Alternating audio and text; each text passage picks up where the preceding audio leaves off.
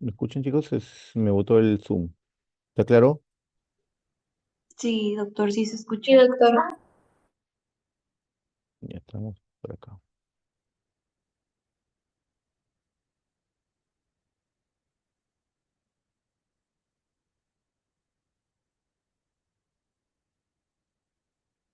Lo quedamos, ¿no? Como dije, su uso todavía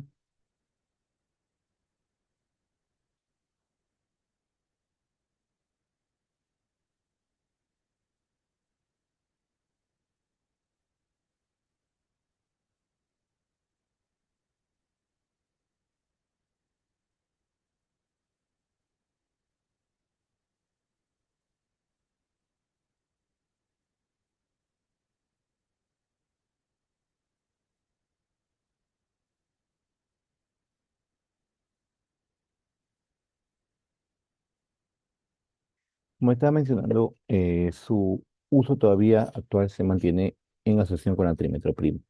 ¿Por qué? Porque como les mencioné, por sí solos la resistencia es bárbara. Estamos hablando de fármaco de uso sistémico, porque todavía hay en uso tópico, ¿no? Como las cremas que les he dicho, y para tratamiento de la enfermedad de Crohn o la enfermedad inflamatoria intestinal. En infecciones urinarias como monoterapia es bastante, digamos,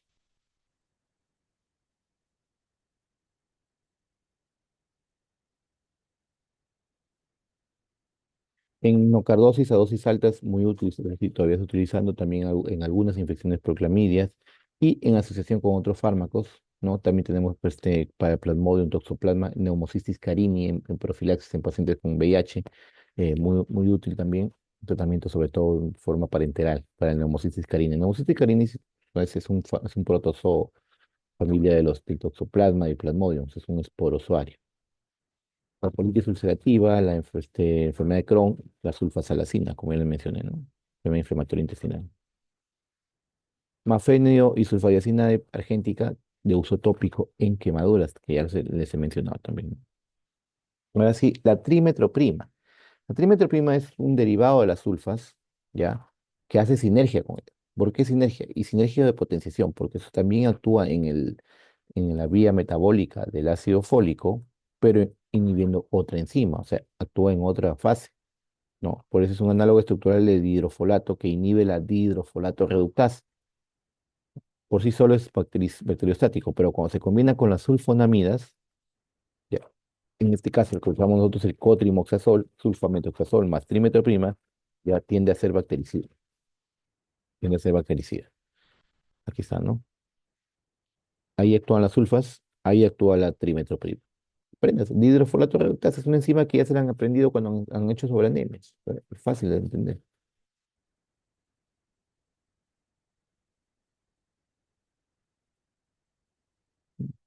Combinación con sulfametoxazol y trimetroprima forma puede ser cotrimoxazol.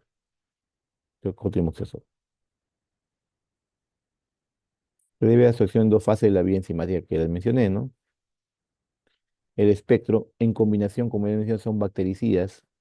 Si ustedes ven acá, el 95% de gérmenes susceptibles a ambos componentes, el 60% de los resistentes a sulfas y el 45% de los resistentes a trimetrina.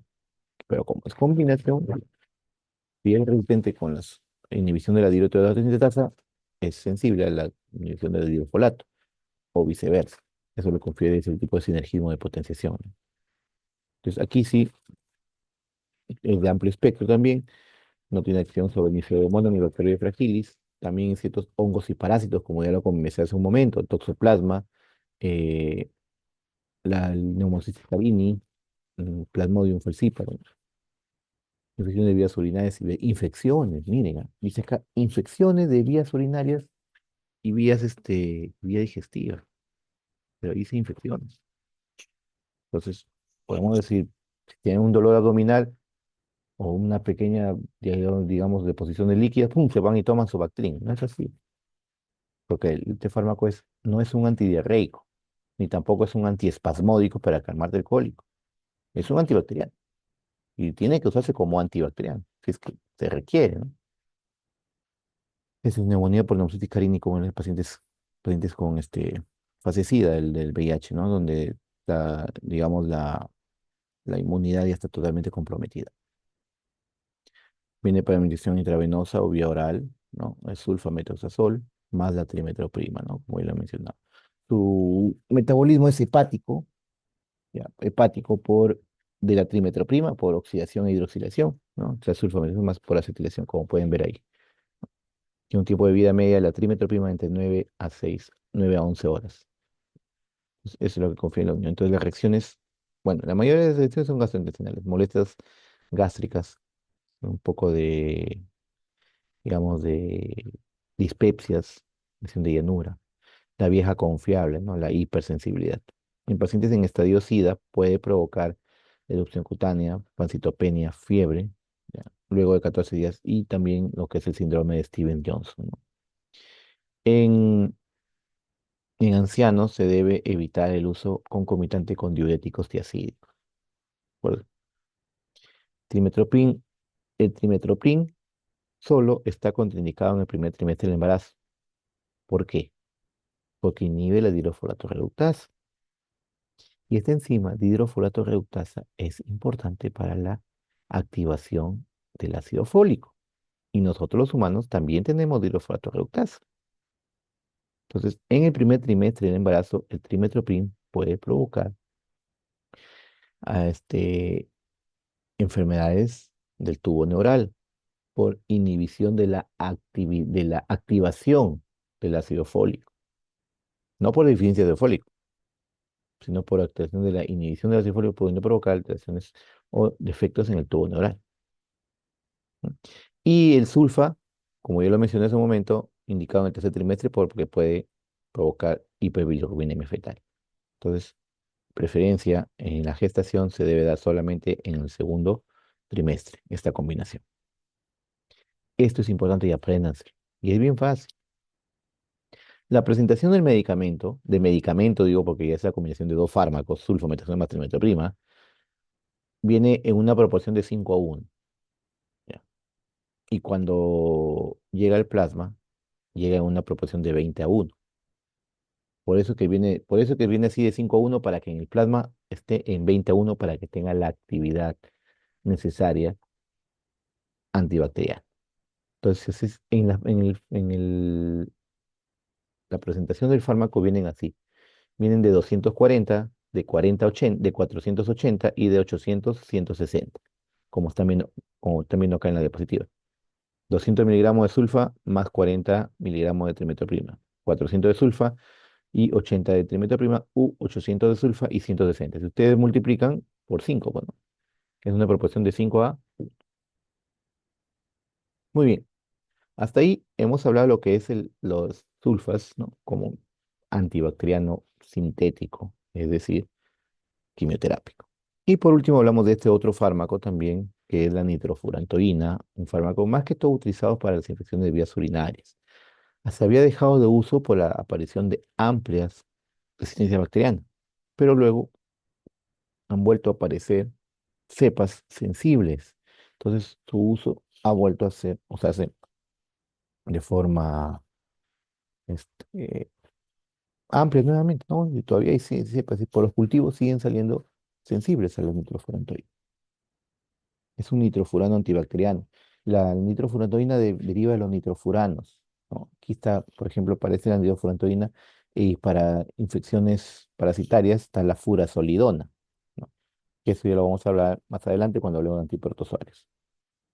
Tratamiento de las infecciones urinarias, como pueden ver acá, se presenta bajo dos formas cristalinas, macro y microcristalina. La de mejor uso es la macrocristalina, ¿no? Activa contra bacterias, sobre todo de Staphylococcus aureus, perdón, de Escherichia coli, ¿no? Y algunos enterococos. Pseudomonas, proteo, enterobacterias, Klebsiella son resistentes de por sí. Mecanismo de acción, también actúa en las vías metabólicas, pero no no en las sulfas, sino en lo que es la acetilcoenzima A, que es, digamos, importante para lo que es el metabolismo de los carbohidratos, ¿no? Por eso dice, interfiere en el metabolismo de carbohidratos e impide la formación de pared celular. ¿Qué enzima inhibe? Le vuelvo a repetir, acetilcoenzima A bacteriana. Miren, ahí actúa. Entonces, Kalin le pregunta, ¿cuál es el mecanismo de acción de la nitrofurantoína? Inhibir la síntesis, o perdón, inhibe la enzima acetilcoenzima. Eso también es importante saber, la actividad antibacteriana de la nitrofurantoína depende de la acidez de la orina. Mientras más ácida es la orina, más, digamos, se va a acumular y te va a tener mayor actividad este fármaco. Es bacteriostático de por sí, pero ya en concentraciones más altas tiende a ser bactericida frente a determinados microorganismos. ¿Cuáles son sensibles a la nitrofurantoína? Como ven aquí, Escherichia coli, Staphylococcus aureus, Enterococcus fecalis, Citrobacter, Corynebacterium, Salmonella, Shigella, Neisseria y Staphylococcus epidermidis, siendo su uso exclusivo actualmente contra infecciones urinarias. No se utiliza para otra cosa más. Se absorbe rápidamente, ¿no? Siendo la forma microcristalina absorbida más lentamente. Por eso que le digo que la macrocristalina es la que más se utiliza. En un fármaco, un nombre comercial como macrodantina, ¿no? La biospinera aumenta en presencia de comida o de cualquier otra sustancia que retrase el vaciado gástrico. ¿Ya? Mejora su absorción. Las concentraciones máximas de trofolina se observan a los 30 minutos, porque va a actuar ahí, en la orina actúa. Ahí va a destruir todas las bacterias que están. Incluso dice, en el plasma las concentraciones de nitroglicerina son demasiado escasas como para mostrar un efecto antibacteriano significativo, porque el acúmulo es en la orina. Atraviesa la barrera placentaria y se excreta en leche materna.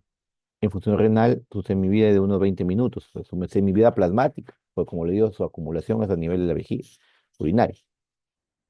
Se metaboliza parcialmente en el hígado, en 30 y 50% de la dosis administrada se excreta en la orina sin alterar, para que tenga su acción o efecto antibacterial. Interacción, bueno, ya les mencioné hace un momento, su absorción va a ser aumentada, se va a mejorar su absorción los alimentos. Y en algunos antiácidos más bien va a disminuir su absorción. La excreción renal se va a disminuir con alguna forma como el probenecid. Su acción va a ser disminuida con las inhibidoras de la amilasa carbónica como la acetazolamida, acetazolamida. Y tiene un efecto antagónico con quinolonas, es decir, no debe administrarse junto con quinolona, porque va a haber una interacción, sus efectos van a estar contra, más, lo contrario. Reacciones adversas cutáneas alérgicas, muy raro, pero puede ser como urticaria, náuseas, vómitos, dolor abdominal. Las nitrofurantoínas pueden provocar bastante dispepsia, de mal molestia, dijo una paciente, me acuerdo, como una patada al estómago, dijo, ¿no? Porque provoca sensación de girosis, llenura, y es bastante común, ¿no? Muy común, y a veces es motivo de suspendan el tratamiento. En algunos casos muy raro puede producir diarrea. Evitar en la vieja confiable hipersensibilidad, insuficiencia renal con un Clarence de creatinina menor de 45 minutos, 45 mililitros por minuto, caso de porfiria aguda, una infección de la sangre, en caso de deficiencia de glucosa y fosfato de deshidrogenasa, y evitar lo que es las 2 últimas semanas del embarazo. Esto es importante, porque puede provocar lo que es anemia hemolítica fetal, siendo de alta mortalidad para el niño, para el recién nacido. Y evitar también los niños menores de 3 meses porque puede provocar lo mismo. Muy bien, chicos. ¿Preguntas?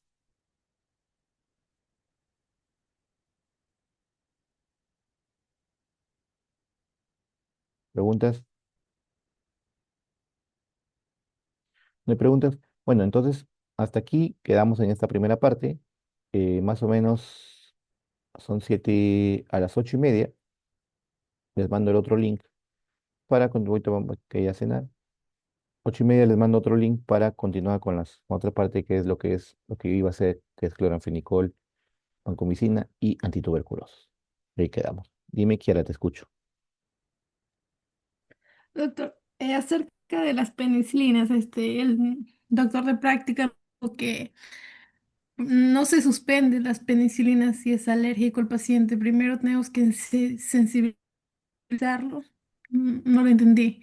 Se sensibiliza al paciente para tomar penicilinas y luego ya le da La, penicilinas. ¿Cómo sería no, no, eso? no. La desensibilización, se dice el término, desensibilización, es un proceso, digamos, en casos extremos, en situaciones que no queda de otra.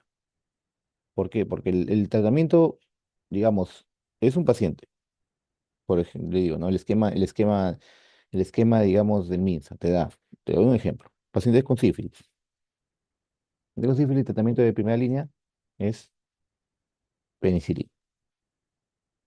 Fármaco de segunda línea, lo que es tetraciclinas y macrolide. Pero supongamos que este microorganismo es sensible a penicilina, que el paciente es alérgico, pero es resistente a la doxiciclina y resistente a la citromicina. ¿Qué puedes hacer? Si solamente es sensible a la penicilina. En esos casos se utiliza lo que es la terapia de sensibilización. ¿No? Pero la desensibilización es una forma, digamos, que no lo hace tampoco cualquier médico, eso lo hacen los alergólogos, porque es un proceso paulatino para desensibilizar al paciente y que no siempre termina, digamos, produciéndose, porque es algo riesgoso, que puede producir una reacción anafiláctica severa. En esos casos se utiliza. No es cuestión de que, ya, no, te tengo que dar penicilina y tengo que desensibilizar. No, no es así. Es en caso de que, como les digo, no queda de otra, que la bacteria es el único antibacteriano que le va a hacer efecto. Y no hay otra, hay que desensibilizar. Porque si no, se utilizan pues fármacos alternos o alternativos, de acuerdo a los esquemas. Es así. Dime, Samir, Doctor, buenas noches. buenas Una noches. pregunta. En la borrelia burgdorferi, que causa la enfermedad de Lyme, entonces el tratamiento de elección viene a ser tetraciclinas, porque ahí dice, bueno, de elección. Claro, cuando es tratamiento de elección significa que los fármacos de primera línea. En este caso se utiliza la doxiciclina. Claro, entonces ya no administraría lo que es acitromicina con claritromicina. No, ambos no, cualquiera de los dos, no. Por eso le digo, se utiliza la doxiciclina de primera línea en la borrelia, pero paciente, por ejemplo, gestante o niños, vas al otro lado, que son los macróleos, la Ya, citromicina o claritromicina. ya, doctor, muchas gracias. Pero siempre, como le digo, revisen las normas técnicas del MINSA, porque nosotros en otro país puede ser diferente, pero acá no hay que, porque si no vamos a hablar en distintos idiomas. En este caso, en tratamiento antimicrobiano, es muy importante manejar o entender las normas técnicas de acá en MINSA para hablar de esquemas terapéuticos más que todo. Pero como le digo acá, lo que nos importa más que todo es la parte farmacológica. Muy bien, jóvenes, entonces lo dejamos aquí, en las 8:30 continuamos.